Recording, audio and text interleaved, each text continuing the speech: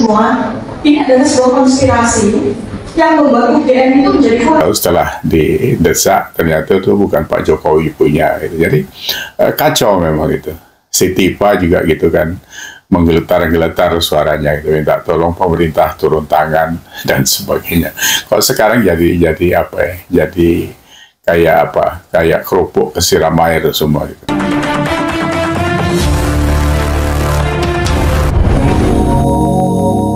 Assalamualaikum warahmatullahi wabarakatuh. Jumpa kembali dengan Panjang Spesial. Oke teman-teman, ini juga ada video yang baru saja saya dapatkan ya, keterangan yang begitu jelas dari seorang pengamat politik ya. Jadi mengenai Roy Suryo ini, yang dimana mengatakan bahwa katanya Roy Suryo ijazah Pak Jokowi itu palsu. Nah ini juga ada keterangan-keterangan mengenai Pak Jokowi waktu mengadukan laporan ke Mabes Polri. Juga ada keterangan dari pengamat politik tentunya. Mari kita simak dan jangan lupa dukung terus Panjang Spesial. Untuk videonya kita siapkan dulu dan mari kita tonton keterangan apa yang didapatkan oleh pengamat politik mengenai Roy Suryo ini. Tapi sebelumnya kita dengarkan ocehannya Roy Suryo. Lanjut. Lucu. Kami berempat ya, saya, Dr. Ismon, Dr. Tifa, dan juga Pak Rizal Fadila itu akan dituntut dengan pasal 160 KUHP, di mana itu adalah pasal penghasutan ya. Ini benar-benar lucu. Nggak apa-apa ya, kalau pasal yang dulu memang pernah sukses digunakan untuk melakukan kriminalisasi terhadap salah satu ustadz waktu itu sukses. Tapi waktu itu di ijazah tersebut kan mahasiswa bernama Joko Widodo itu lulus 5 November 1985. Oke. Ya. Tapi di skripsinya itu dia mendapatkan pengesahan itu tanggal 11 November 1985. Artinya dia wisuda dulu baru skripsi. Ujian kan itu kan apa gitu Pak. Nah, oke teman-teman, ini juga ada fotonya Pak Jokowi waktu melaporkan segerombolan pembenci dari Pak Jokowi yang mengatakan katanya ijazah Pak Jokowi itu palsu. Nah, ini ada foto waktu Pak Jokowi ke Mabes Polri teman-teman. Dan tadi juga ada sekelumit video dari Roy Suryo yang dimana dia mau protes ya mengenai pasal-pasal yang dilimpahkan ke Roy Suryo. Juga ada keterangan dari Dr. Tifa. Nah itu teman-teman, jadi bagaimana jawaban dari Pak Jokowi, mari kita simak. Dan nanti ada keterangan ataupun penjelasan dari pakar politik. Oke, lanjut kita dengarkan. Ya, ini sebetulnya masalah ringan ya, urusan tuduhan ijazah palsu, tetapi memang perlu dibawa ke ranah hukum agar semuanya jelas dan gamblang. Setuju Pak, setuju. Rekan-rekan, kita lanjut ngobrol yang masih berisik soal ijazah Pak Jokowi. Tapi saya pikir ya itu tadi, dibiarkan berisik, ya, diadukan, sekarang jadi meringik gitu ya. Celotehan mereka, statement mereka setelah pasca diadukan ya macam-macam. Yang pasti mereka semuanya gemetar. Jadi Roy Suryo kemarin bilang bahwa itu hasil copotan dari Twitter, kebetulan dianalisa. Kalau nanti itu salah ya yang salah yang upload ke Twitter, dia bilang ngeles dia sekarang kan. Terus apa lagi skripsi Pak Jokowi yang katanya sudah diteliti, ada tulisan tesis, nggak tahu setelah didesak ternyata itu bukan Pak Jokowi punya. Jadi kacau memang itu. Si Tifa juga gitu kan menggeletar-geletar suaranya gitu, minta tolong pemerintah turun tangan dan sebagainya. Sekarang jadi kayak kerupuk kesiram air semua. Kemarin Abraham Samad juga begitu.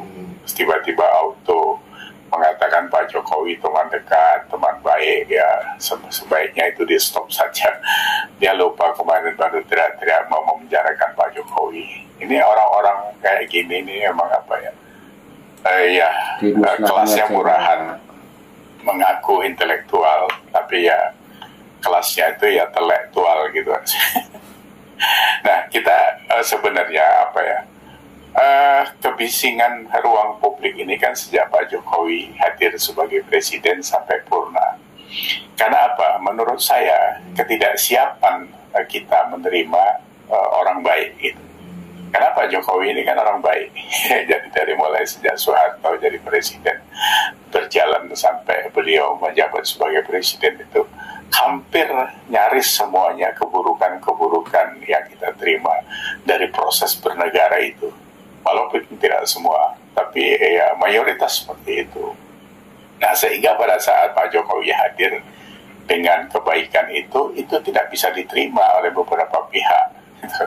Khususnya pada pasca kekalahan partai PDIP di Pilpres 2024 kemarin. Yang lain-lain ya memang karena hal-hal yang dilakukan Pak Jokowi adalah gerakan bagaimana menyiapkan Indonesia untuk meraih visi Indonesia Emas itu. Tapi ini tadi karena memang kita tidak siap, ya jadinya seperti itu. Intinya itu apa? Kalau Dahlan Iskan bilang itu adalah kebenaran baru. Jadi dipaksakan sebuah keburukan menjadi kebenaran. Nah, kita ini dipaksa ke sana juga. Gitu. Ini yang apa ya? Yang bahayanya itu adalah generasi muda kita melihat contoh-contoh kebrutalan di ruang publik ini. Ada juga yang akhirnya menyerempet mereka seolah-olah itu sebuah kebenaran. Kita lihat ya tindakan-tindakan yang sekarang ada brutalisme dan sebagainya, itu ya efek daripada apa yang kita lihat selama ini gitu kan. Sepanjang 10 tahun terakhir itu kan luar biasa penyerangan terhadap Pak Jokowi itu kan. Apa sajalah fitnah dan sebagainya. Ya memang saya sih bukan menyalahkan Pak Jokowi, tapi memang pembiaran itu terlalu lama atas dasar alasan kebebasan berpendapat, berdemokrasi. Akhirnya kita mendapat kebablasan berpendapat.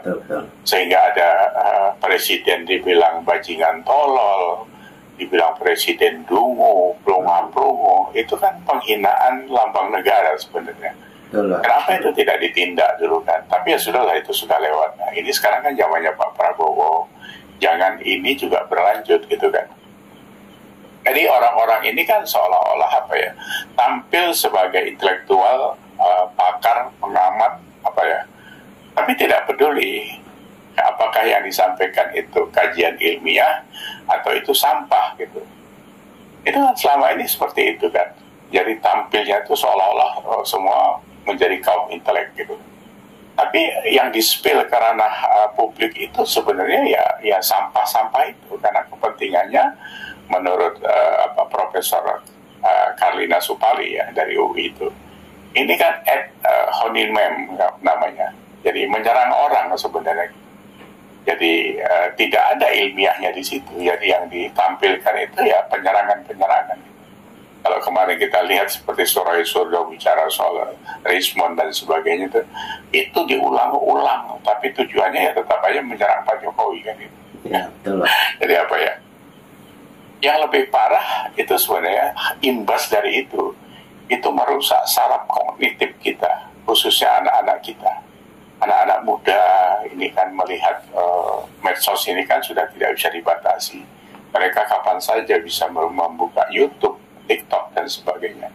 Nah ini kalau keserap sama mereka ini akan seperti toksit lah ya, masuk ke dalam pikiran-pikiran mereka, contoh-contoh seperti ini. Ini sangat membahayakan.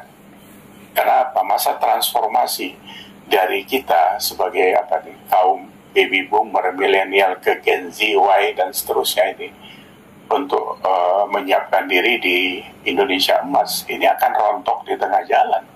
Saya tadi baca-baca ya di middle income trap itu sedang kita hadapi sekarang.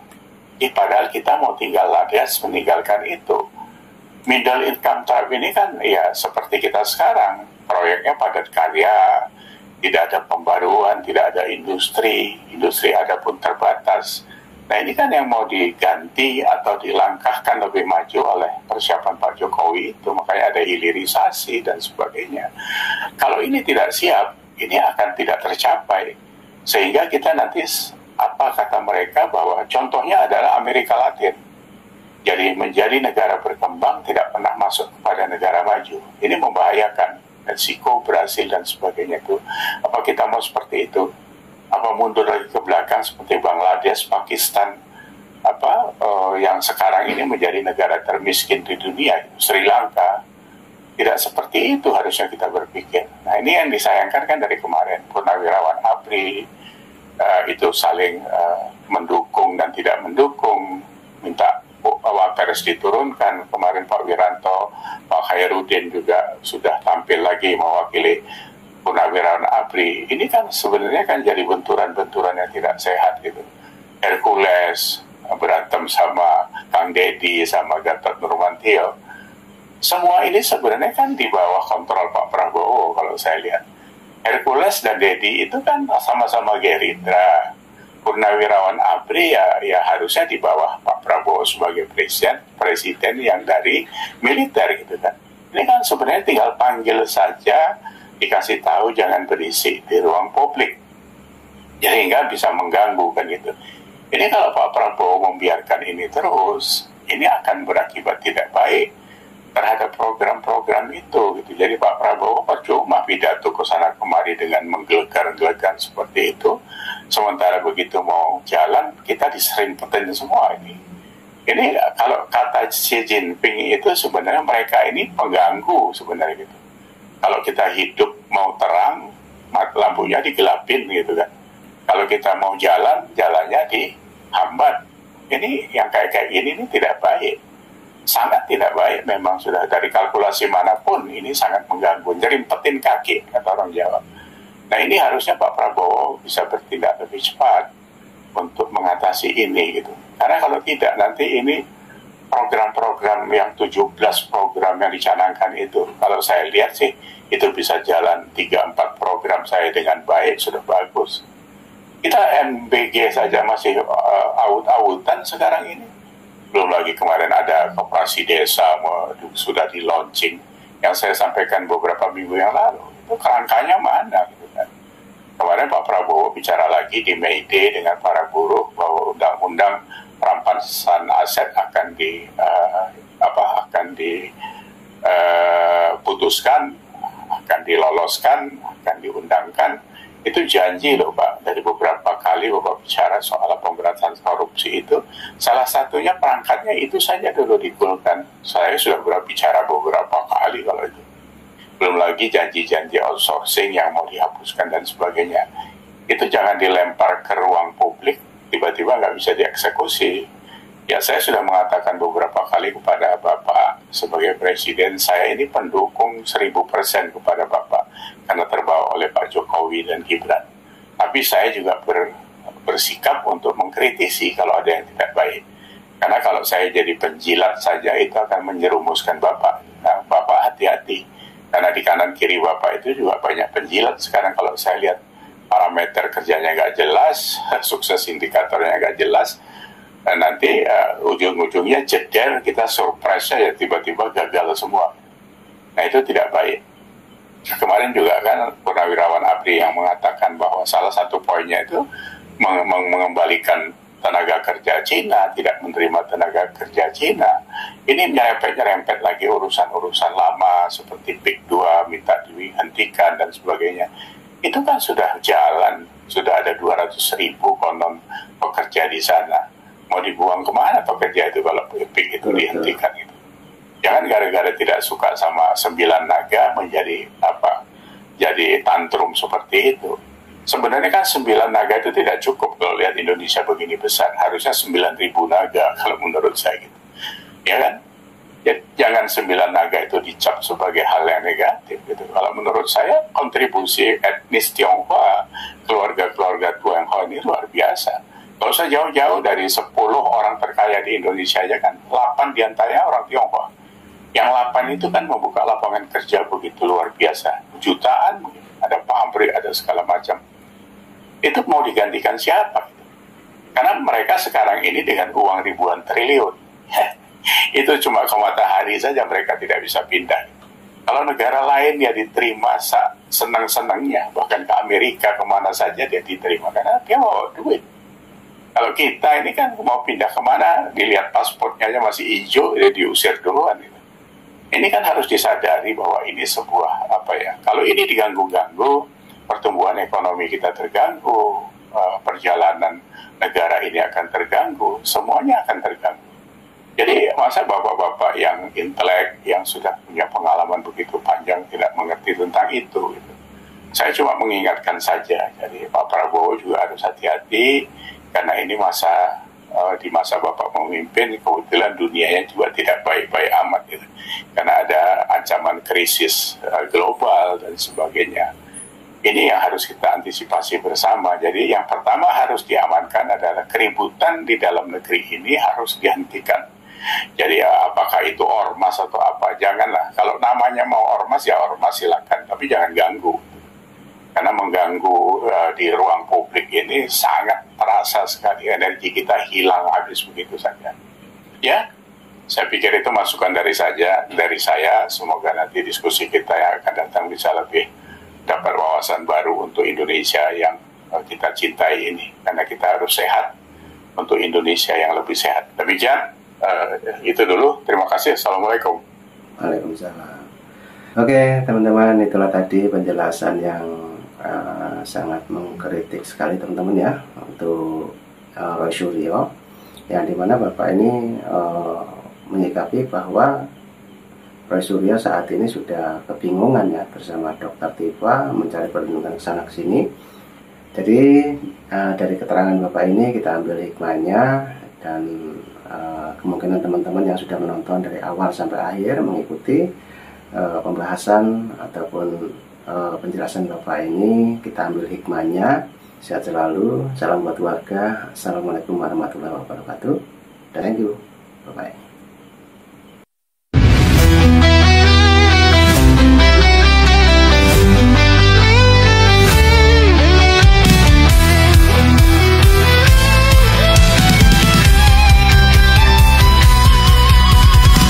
Dari utara sampai ke timur, suara jujur kini bergema. Bukan cuma cari viewer, tapi kebenaran yang utama. Opung Parbelat kasih fakta, Agrifanani pun semua nyata. Vicky Himpong jangan lupa, Blacker Majenang pencipta lagunya. Kami adalah YouTuber Nusantara, bersatu untuk lawan hoax bersama. Tak gentar terus berkabar untuk bangsa demi masa depan Indonesia. Banyuwangi official ayo maju, AR mah menebak ilmu. Farm Project Sirait Media, kebenaran selalu juaranya. Rainaldo Bastanto bicara tegas, Rainaldi SB tak pernah lepas. Moto B kreatif penuh ide cerdas, Kendra update info paling jelas. Bukan sensasi, bukan tipu daya, kami berdiri untuk berita nyata. Rakyat butuh cahaya, dan kamilah yang pertama. Oh, kami adalah YouTuber Nusantara, bersatu untuk lawan hoax bersama. Tak gentar terus berkabar untuk bangsa demi masa depan Indonesia. Bersama rakyat kita kuat, saring dulu sebelum sebat. Cinta damai benci hoax, kami YouTuber cinta Indonesia. Kami Jokowi lovers, bersama